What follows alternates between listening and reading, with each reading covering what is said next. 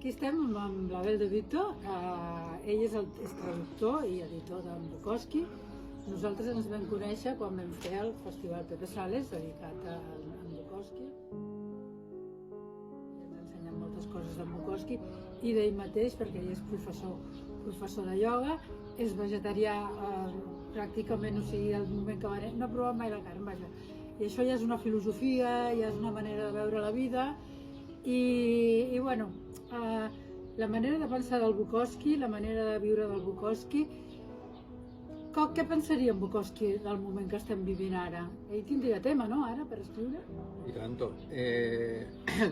Ya cuando él era mayor, tenía 60 y pico años, mayor entre comillas, porque todo es relativo. Cuando tenía 60 y pico de años, escribió un poema que se llamaba Putrefacción, que hablaba de la política de Estados Unidos, del momento y tal, y él ya iba diciendo que el país estaba fatal, que estaba en decadencia absoluta.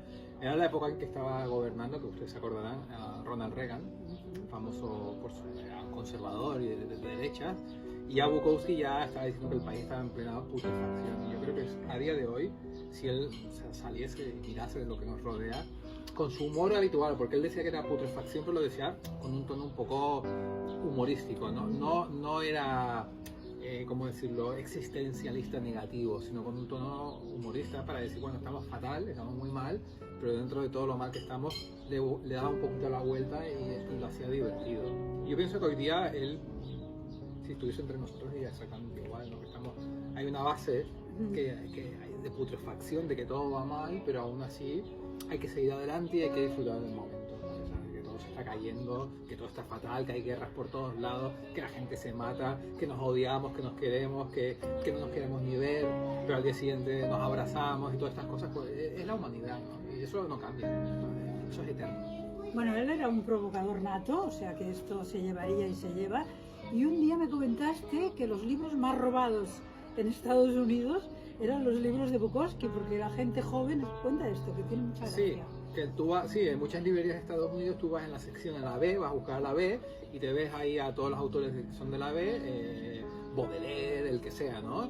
Y cuando llegas a Bukowski no hay nada, hay una pegatina, un cartelito que pone ir al mostrador para buscar sus libros. Entonces tú vas al mostrador y te dan los libros. Y es porque sí, efectivamente, sobre todo la gente joven, pues los robaba, porque la gente más joven pues no tenía recursos, y los robaba y estaba entre los más robados, tanto que eso que en las librerías no, directamente ni los puedes, no en todas, pero no los puedes ni encontrar, ¿no? Y él era, sí, como dices tú, era un provocador nato, y muchas de las cosas que decía él entonces, sobre todo en los años 70, hoy día serían bastante políticamente incorrectas, creo yo, bastante, muchas de ellas, con lo cual la gente joven le sigue gustando porque el espíritu de fondo es un espíritu de fondo inconformista. Claro, de rebeldía. Claro, y al joven eso le gusta. Cuando tú tienes la edad de Lluís o de Consol o mía, eso está ahí y dice, bueno, eso es la rebeldía como que caduca, entre comillas, ¿eh? Aunque hay una rebeldía eterna, ¿eh? Pero la rebeldía más típica de los 18, 20, 25, pues la gente joven ve esta voz inconformista, antisistema, y que además lo hace con humor y con un poquito de mala leche, pero una mala leche divertida. Y eso al joven le gusta, claro.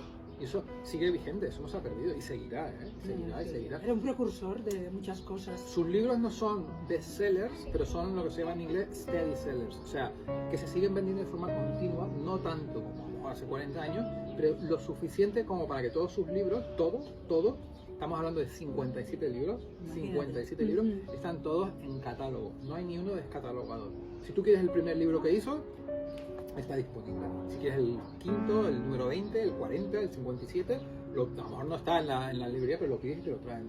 Tú no paras de tener encargos. Ah, sí, siempre. Revistas y... Sí, esto es fantástico, es decir que la cosa funciona. Yo estoy ahora escribiendo artículos, haciendo un par de libros nuevos, sí, siempre tengo cosas. Era un hombre muy prolífico. Entonces, Y van saliendo a rinconcitos con poesías y cosas que no han sido utilizadas. Sí, hay material inédito, sobre todo poesía. Prosa no tanto, pero poesía inédita hay. Entonces, bueno, yo creo que hay que dar Bukowski para el rato. A ver, hay que ser honestos, la parte inédita no siempre es la mejor, porque hay cosas como que son de... No las voy a llamar migajas, pero no son tan buenas como las que salieron cuando él estaba vivo, ¿no? Porque claro, el editor que lo editaba él cuando él estaba vivo ya escogió el buen material, no era tonto, buscó la calidad, lo bueno y lo publicó. Pero, como todo editor, como puede pasar a mí o cualquier otro, siempre tú tienes tu gusto personal. Por ejemplo, el editor de toda la vida de Bukowski, él era un devoto de lo que se llama ahí la ciencia cristiana. Entonces, pues, las referencias obscenas, muy sexuales, el alcohol no era lo suyo. Entonces, esa parte de Bukowski es la más salvaje, la dejaba un poco al lado. Entonces, en material se puede encontrar algo que lo sacó otra editorial, pero no la principal. Entonces, hay material un poquillo así, un poquillo salvajillo, que no la sacaba. Entonces, eso lo vas encontrando aquí y allá, ¿no? En uno de los últimos libros que hice saqué algunos poemas que eran muy bestias, para que nos entendamos más fuertes, porque en su día el editor no nos quiso sacar. Bueno, esto es un campo que está muy bien, ¿no? Porque, Sí. que vaya sacando cosas, porque él no releía sus cosas. No, cuando él... Es el tren. Algo. de alta velocidad, ¿no? ¿Visto y no visto? Él no releía, no tenía tiempo. Tú piensas una cosa con Sol. Cuando tú escribes cada día, Ya. te coges la botellita de vino, te sientas, porque él escribía con vino y con música clásica. Era el trío, la trinidad. Bukowski, la máquina de escribir y el vino y la música clásica, porque él solo oía música clásica, solo. Entonces con esa trinidad él se ponía a componer, pum pum pum, cada día. Entonces claro, cuando tú escribes cada día no tienes tiempo de ponerte a repasar cada día lo que has escrito, porque es que no te da tiempo de escribir. Entonces él decía, no, es de los pocos autores que dejaba que el editor se encargase de seleccionar la obra, editarla y digamos ordenarla. La mayoría de los poetas se miran con lupa el primer poema, el segundo, lo miran todo con lupa. Él no miraba, él decía, ya me fío de ti. Se leía el libro, lo que se llaman las pruebas, ¿no? Las galeradas, se las leía. Pero él no hacía nada más, no tenía tiempo. Todo ese tiempo que tú dedicas a releer, ordenar y escoger, Claro. él lo dedicaba a escribir cosas nuevas, Claro, claro. porque es muy prolífico. ¿Y la fascinación de Bukowski por los gatos? ¿Cuántos gatos tenía Bukowski? Muchísimo. Llegó a tener creo que 9, 10 gatos simultáneamente.